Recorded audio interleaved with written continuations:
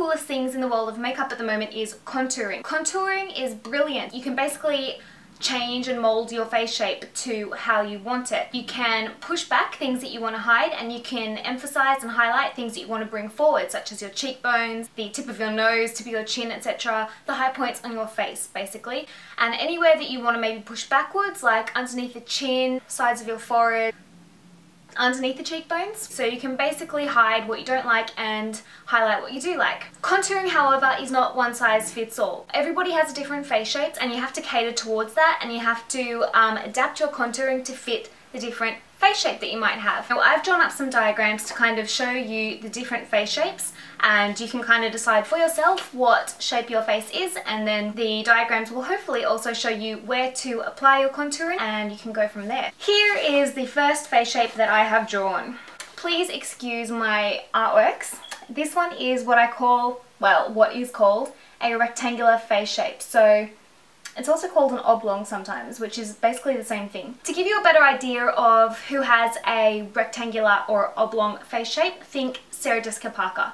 She has this face shape down to a T. It's quite a long face shape. So where you would want to apply your contouring if you have this rectangular face shape, basically you want to make your face appear a little bit shorter. You don't want to make it appear more narrow, because usually this face shape will already be narrow. You can see where I've done these little circles. This is where you want to apply your contour. Obviously your contour is going to be your darker colour, and you're going to want to bring it at the top of your forehead and blend it out. So always with your contour, you want to apply the bulk of the colour where you need it, i.e. here, and then blend it down away to nothing, so you don't have any harsh lines. Obviously you're going to want to contour your cheekbones, because every face shape should do that. And then also you're going to contour your chin. So you're going to want to bring your chin up a little bit and your forehead down a little bit. So you're basically making your face go like this.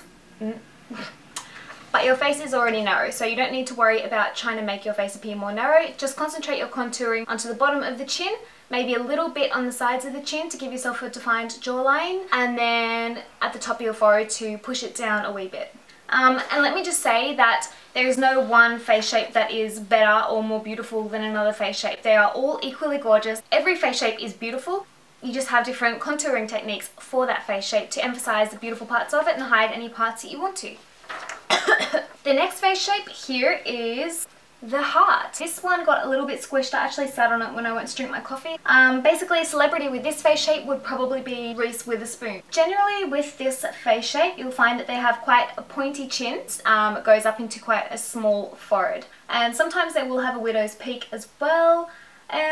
That's about it really for this face shape. They usually have really nice cheekbones, so you want to emphasize them, so contour underneath your cheekbones, and then to make your jaw appear a bit more narrow, you're going to contour around the edges of the jaw here, and then contour underneath your chin a little bit to kind of push that chin up, just to make sure it's not looking pointy. If you are one of the heart face shapes that has a widow's peak, so when your hair goes down like that, what you can do if you want to, but it's not necessary, is just bring a little bit of your contour onto each side of your widow's peak, and that'll just kind of even the forehead out.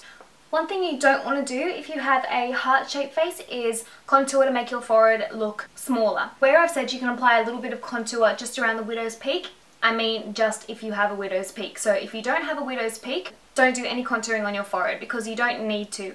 The next face shape is circle.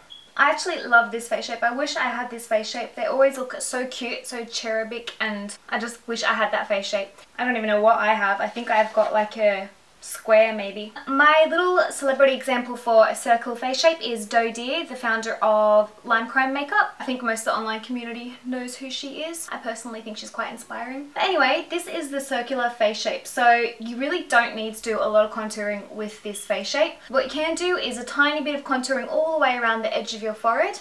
You can do a little bit of contouring around the edges of your jawline, like here and here. Another thing with circular face shapes, they usually have really good cheekbones. They kind of are really prominent, and I'm quite jealous of that. You can also contour underneath the cheekbones to make them really pop and bring them right out. So that is a circular face shape. The next face shape is oval. I think this is usually regarded as the most beautiful or the most sought after face shape. Celebrity example is Megan Fox. I don't think that it's more beautiful, this face shape, but maybe it's more simple. You don't have to do a lot of contouring with this face shape because there's nothing really that you need to push back or narrow or anything like that. So what you can do if you're lucky enough to have this face shape is do a little bit of contouring just around the sides of your forehead. Obviously you're going to contour underneath your cheekbones, and then you can apply a little bit of contour underneath the jawline just to define your jawline, push anything back that you may not want to be pronounced. The last face shape I have is square. So celebrity example for a square face shape is Olivia Wilde. I had to actually Google what her name was. I had her image in my head but I couldn't put her name to it. I googled square face shape and up she came, so that was nice and handy. So what you want to do if you have a square face shape, which I think I have this, is contour around the edges of your jawline but not here. So you don't want to make it appear any shorter than it is. Usually on a square face shape the chin is already up here, if that makes sense. So all you're going to want to do is contour around the edges like that and kind of elongate the chin a little bit. You're obviously going to want to contour underneath the cheekbones like always, and also you're going to want to contour above the temples of your forehead, and that will narrow the forehead down a little bit. But don't be contouring at the top of your forehead because that's going to push it down, and you really don't need to make your face appear more, what's the word for that? Don't know. All you want to really do for this face shape is make it appear a little bit more narrow at the jawline and at the forehead. Contouring at the end of the day is a brilliant tool because you can hide what you want to hide, and you can emphasize or highlight things that you like about your face and bring them forward so that people notice them more. So once you know your face shape, you'll now be able to contour according to that face shape. For example, me with my square-ish face, I would not contour underneath my chin. I did that a few times and I looked like I had no chin. I looked like I had a massive underbite. So I learned from that mistake. So once you know what face shape you have, you can then contour accordingly for that face shape, and that's the way you're going to get the most beautiful result. If you have any questions, please leave them down below, and as always I will get back to you. I hope you found this tutorial helpful and thank you for watching. Bye!